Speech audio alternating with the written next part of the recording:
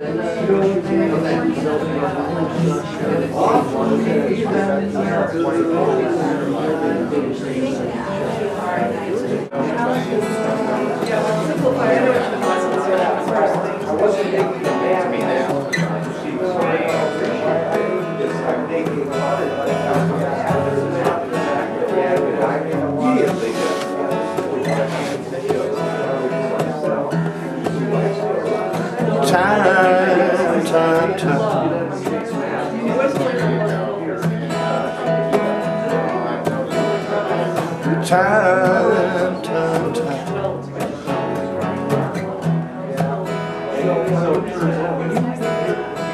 know that you believe in me. Oh, slow. See the children playing, hear that young one saying, Daddy, hold me tight. See that daddy swaying, hear that daddy saying, child, everything's gonna be alright. Baby, take your time, baby, grow slow. Daddy's in no hurry to see his little baby grow old. Time, time, time, where you gonna go? Time, time, time, I know you gotta go. I know that you're leaving and I hope you'll move real slow. See the lovers walking, hear the lovers talking just the way I talk to you. Walking hand in hand, kicking up the sand the way young lovers sometimes do. Baby, just take your time, let it grow slow. Don't get too early to see this lovely thing.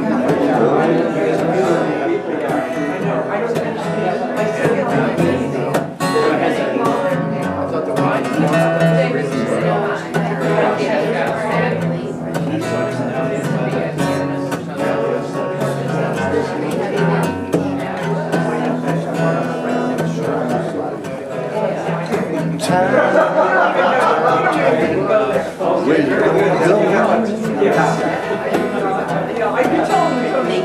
Time, time, time, know you gotta go. I know that you'll be leaving and I hope you'll move real slow. I know that you'll be leaving and I hope you'll move real slow. I know that you'll be leaving and I hope you'll move real slow. Anyway, I've been doing a lot of work. Serving me well. I think I stumbled on that one time a little bit and kind of started right now.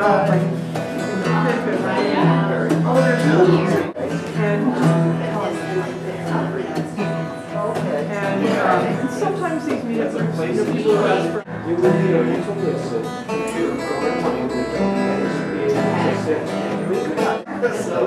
I've got my skill to have, but I find technology.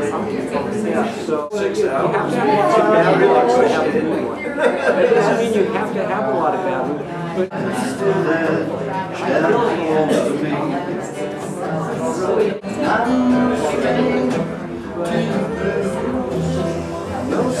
there's a lot of light.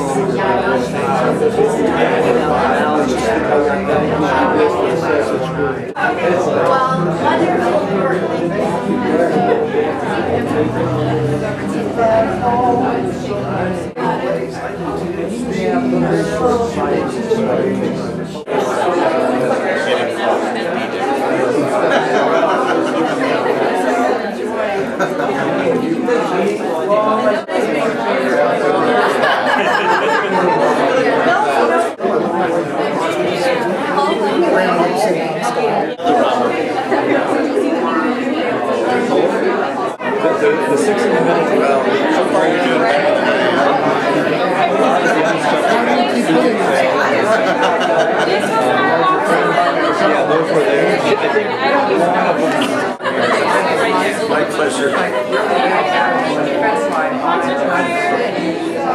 Well, hello, ladies and gentlemen. Hello, ladies and gentlemen. Welcome to Out on a Limb, the third stop of February's First Friday Art Walk, sponsored by my favorite chocolate company, Euphoria Chocolate. We're going to be winding up the art walk at Euphoria's new store on Willamette a couple stops from now. But first, I think we have an important announcement from you, actually. from me about the Eugene Concert Choir. Jessica is pointing frantically at my clipboard, which says, we are giving away tickets to Eugene Concert Choir's February 27 performance of the Burt Bacharach Songbook, and see Mindy there in the pink coat for details and to sign up to win. And yes, she is giving away free tickets. I've seen her do it a couple of times this very evening. Now, tonight we have, as the featured artist on the art walk, Heather Halpern, right here. Come on up, Heather, and join me here. And there are two reasons that I wanted to talk to Heather a bit about during the art walk stop. And first is that besides being an exquisite artist herself, she is the director of a new arts institution in town called Whitaker Printmakers. And this came about, as often happens with artists, as I understand from talking to her. She got interested in printmaking, she bought some equipment. The equipment for printmaking is a little big and bulky, and her husband had already filled the garage with woodworking equipment. So there was nowhere to go but to rent space. And then she happened to rent a colossally big space. And so she opened it up and is selling memberships to other people for quite a moderate sum of money. I have to say, I've seen it myself. Heather must be one of the most organized and tidy artists in the entire universe. It is as clean as most operating rooms.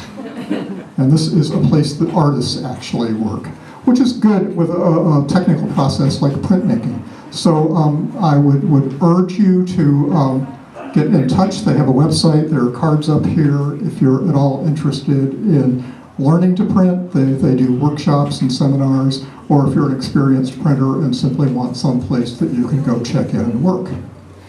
Now, on to Heather as the artist. She is a multi-talented artist, as you can see from the large number of pieces here on the wall. The first thing that really caught my eye are these large monochrome prints that are just incredibly striking. And then the smaller and quite vivid pastel paintings that are just a complete counterpoint. So maybe I could get you started by talking about how it is you can't make up your mind what you're doing. Well, I do love all art forms. I love music too, but printmaking is my passion right now, and I've done a lot of painting, and the pastel painting is very natural for me. The colors and the values, composition. The monotype is actually, in the monochromatic monotypes, are very dramatic.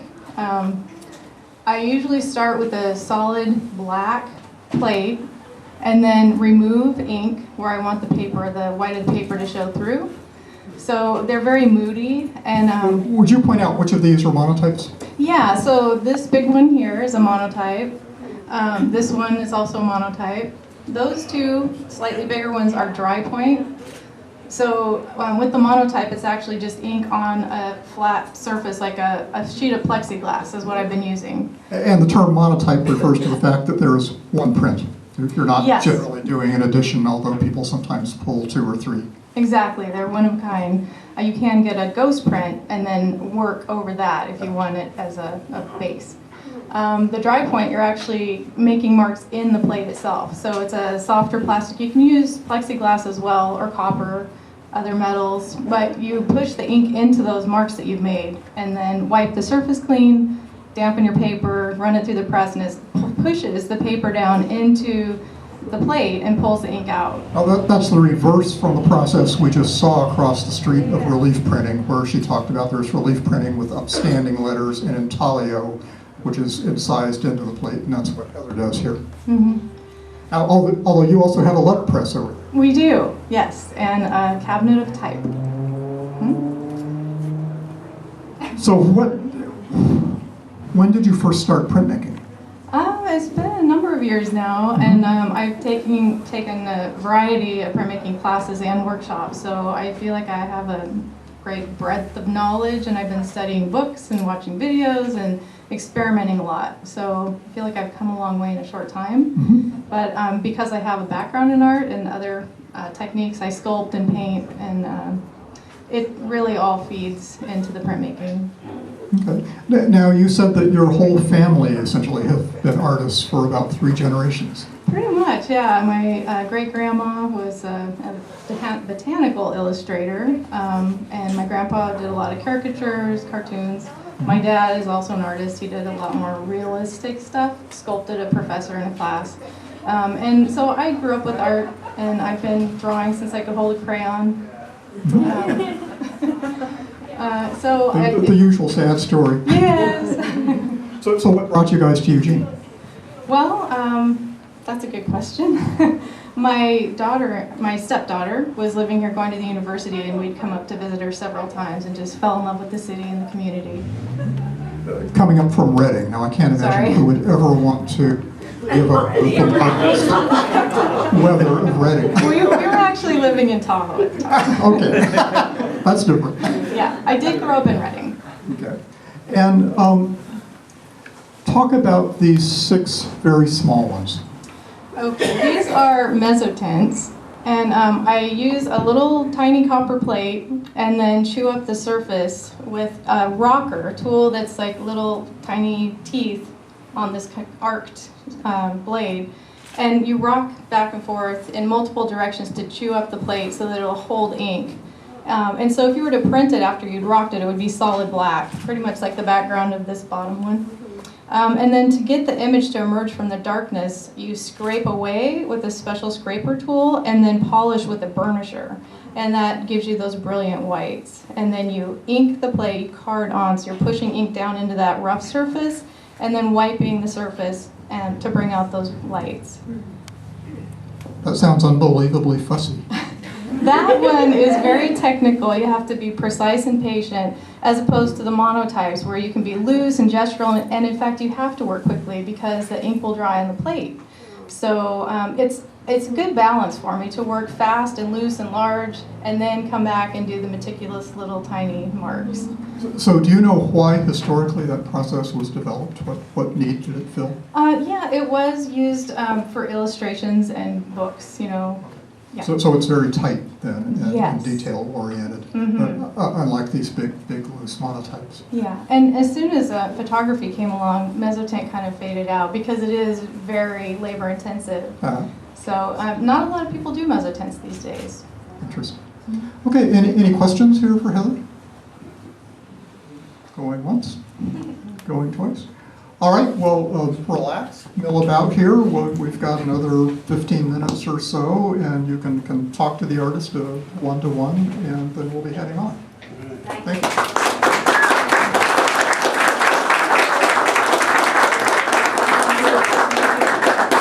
Thanks for coming to Out on a Limb. I'm Tim, and if you have any map questions, the amazing cartographer Dave Imus is here this evening as well.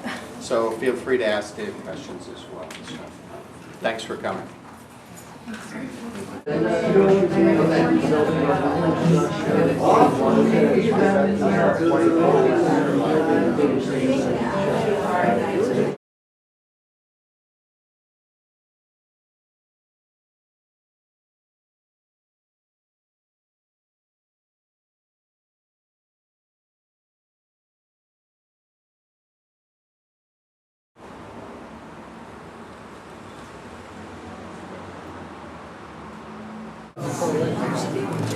We can do it. It's just a question of knowing how to go about it. You don't have to Gather around. I'm Bob Kiefer, and this is stop number 4 on February's first Friday Art Walk, brought to you by the Lane Arts Council and by tonight's sponsor, Euphoria Chocolate. Euphoria Chocolate is also the next stop on the Art Walk, so you don't want to be eating too much, so you can save room for sampling their non-artistic wares. We also have an important announcement here from Mindy Linder of Eugene Concert Choir, who is dying to give you free tickets to a show. Indeed I am, Bob. Thank you. So we have free tickets that we are giving away tonight to Eugene Concert Choir's Burt Bacharach Songbook on Saturday, February 27th, later this month.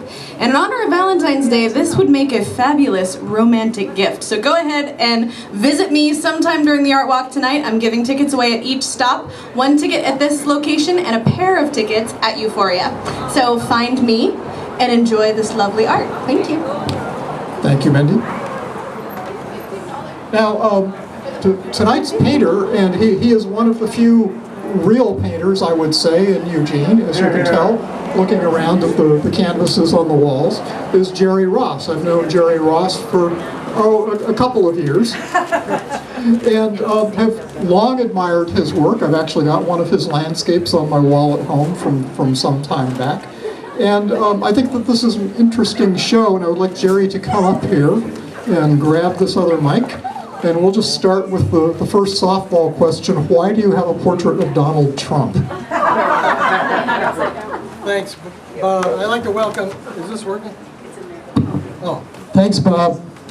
I've known Bob for many years. I'd like to welcome everybody to the show here at In Eugene Real Estate. This is one of the more progressive real estate companies. The owners are Bernie supporters.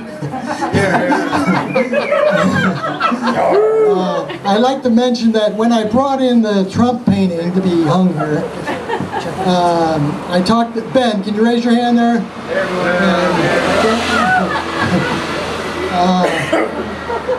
I was told that I cannot exhibit Trump in this show, and we eventually got into a discussion.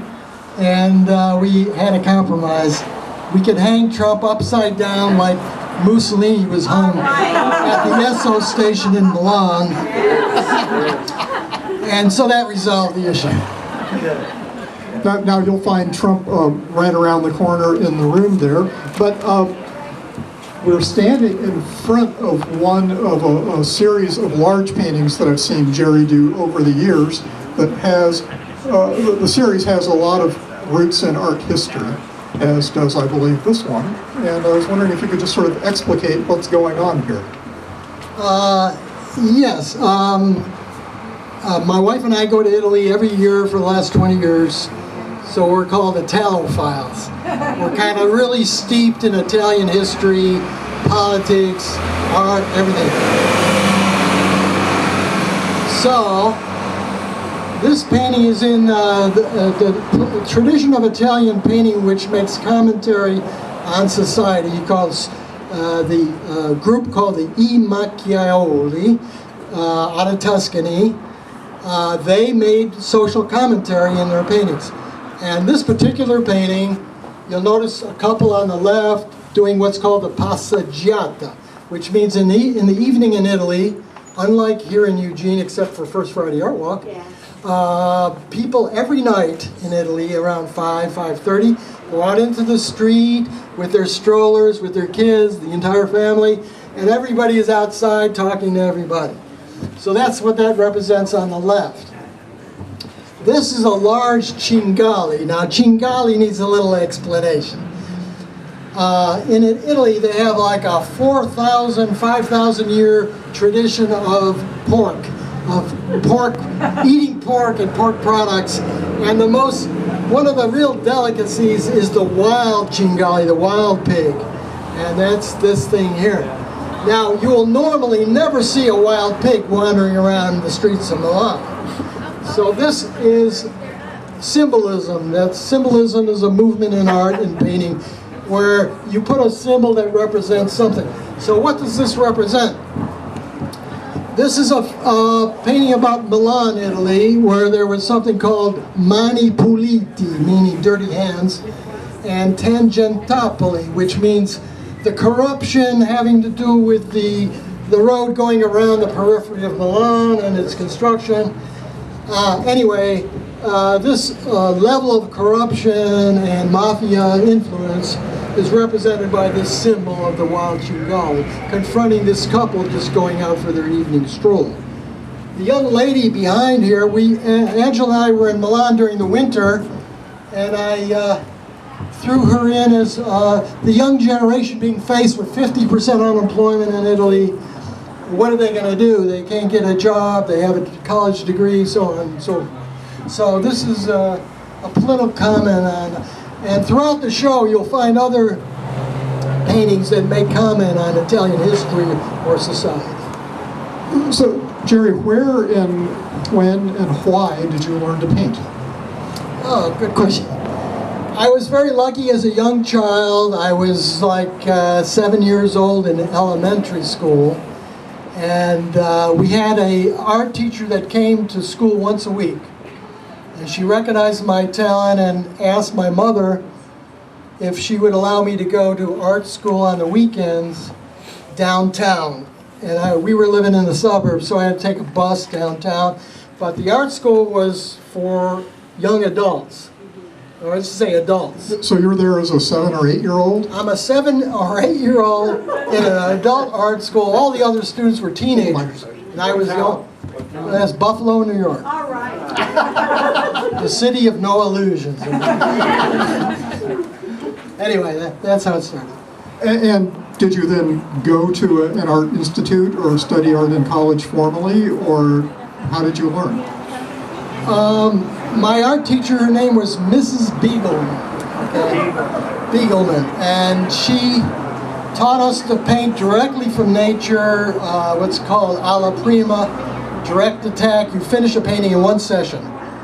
And when I got to high school, the art classes weren't doing that, and I kind of got alienated from whatever they were offering, so I never went to any formal art instruction.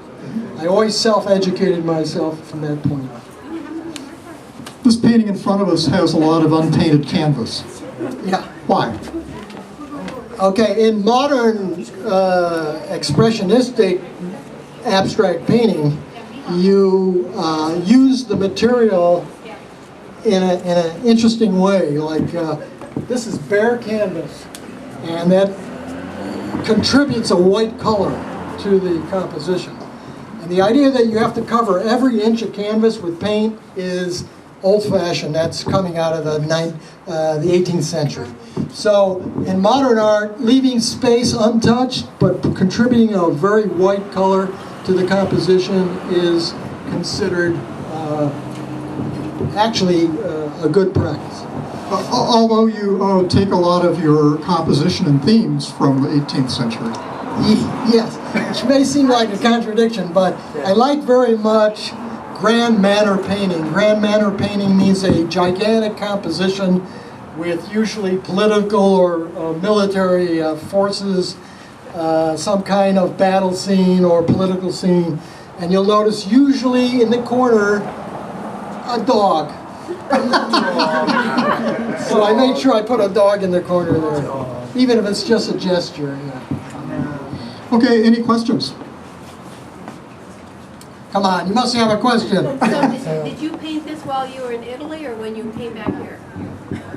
When I came back here, I actually took a photograph of this gentleman on the left, and he did not look like a person from Milan. He looked like he had just come up from Sicily, the way he was dressed and everything. And but he has such a unique look that I had to incorporate him into the painting. So this was done in my studio from photographs and sketches made in Italy, which is the way I normally work. And what proportion of your time, I'm sorry, I'll step on your question and then go ahead, but what proportion of your time do you spend painting from life or painting in the studio from notes and sketches and photographs? About 50-50. Right now I'm doing a family portrait of the Hooft family. They're U of O faculty from Holland, they're Dutch. And the kids go to Holland a lot, and then they come back here. But I get them into my studio and I can paint directly from them face to face. And you can see their portraits up on the wall there in the back. So, about 50. And Angela? Well, mine's not a question as much as an answer to your question. Sure. As to This is why, Jerry's wife, if you don't know her, Angela. anyway, you asked about the Trump painting. I should probably elaborate a little bit more. The reason he painted that was because his sister, who's also an artist in Las Vegas, and is always creating these amazing events, art events in Las Vegas. She has a show going there now that's called Mugshots, and it's all these political characters. And we went down there for the opening of the show on the 21st of January, and there are several political figures depicted in the show, but she wanted Jerry to paint not just Bernie, but also Trump. And she even put that same image of Trump that's in the other room on a mug, and they're collectible. She's selling them for $100 a piece right now. So the originals of those two portraits are at the Vegas Gallery Yes. now, and these are digital Yes. reproductions. Yes, exactly. And so we went there on the 21st, went to the opening. All kinds of people showed up, including Bernie and Trump supporters. It was very interesting. So that's why the Trump painting came into existence. It wasn't so much his desire as his sister's. Blame the sister.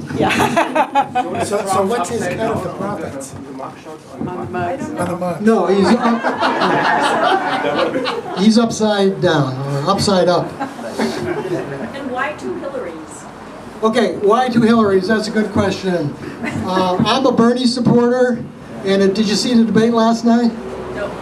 So the whole issue now has come down to money in politics.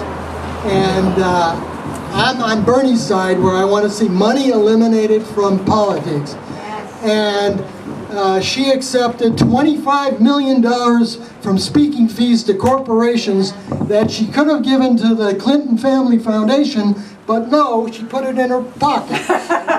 All right, so that made me angry, so I did a less favorable portrait of her.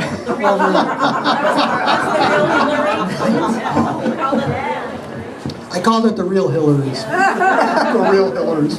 Okay, let's wrap up the microphone part and come up, talk to Jerry, and we've got another 15 minutes here or so till we move on to the next stop, Euphoria. Thanks, Bob. Thanks. And Mindy, do you want to? Mindy, you have something to say?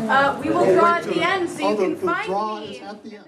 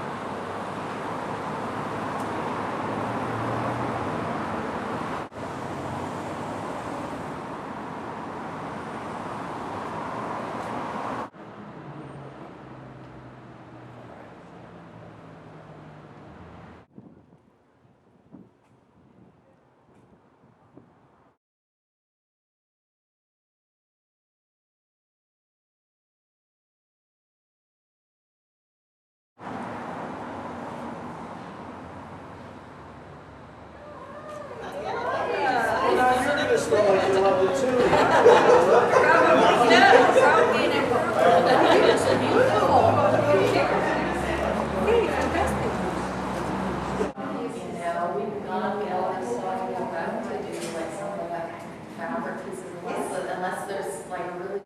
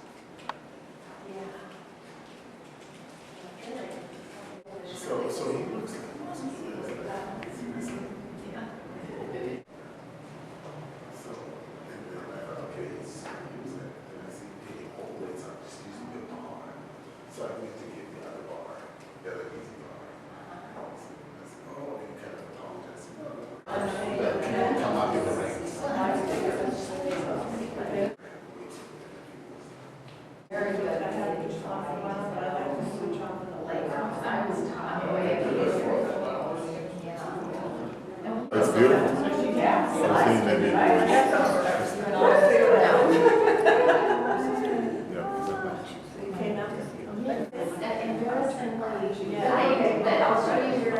it's more of a storage closet. Yeah. Just working on it, but then I got busy. Thank you so much. I just was like, oh, it's a bigger venue. I was thinking it's like bigger. Yes.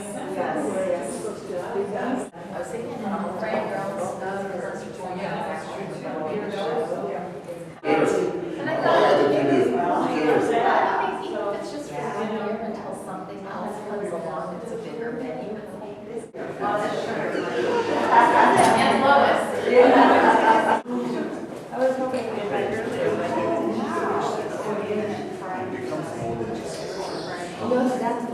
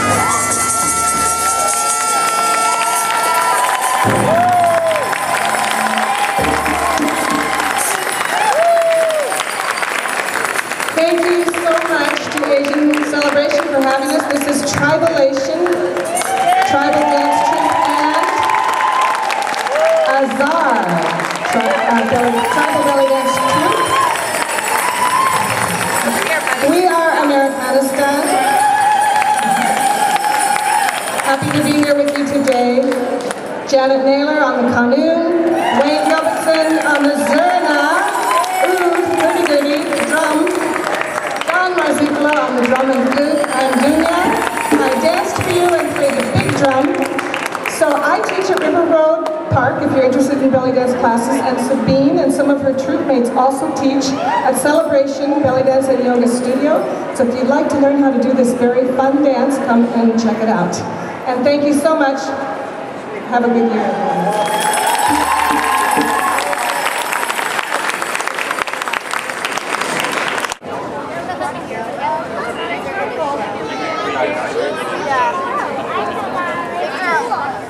You saw that.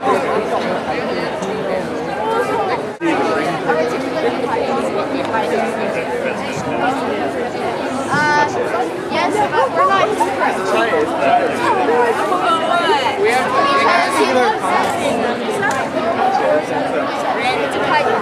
We also have to make sure we're blocking the entire walkway. That would start to get a little busier. Oh my goodness.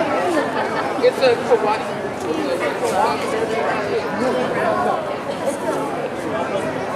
The only diurnal raccoon in the world can eat during the day, or it's a nocturnal raccoon that takes time.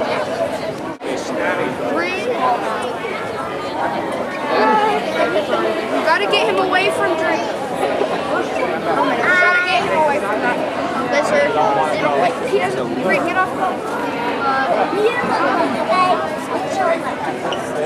That thing is so big! That thing's heavy,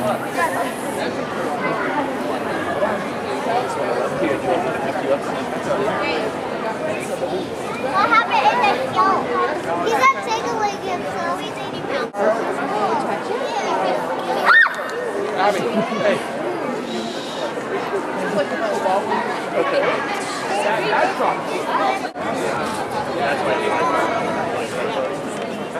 Yeah, you go ahead, touch him. Good thing about Turn around, dude. BMW, right there. See on the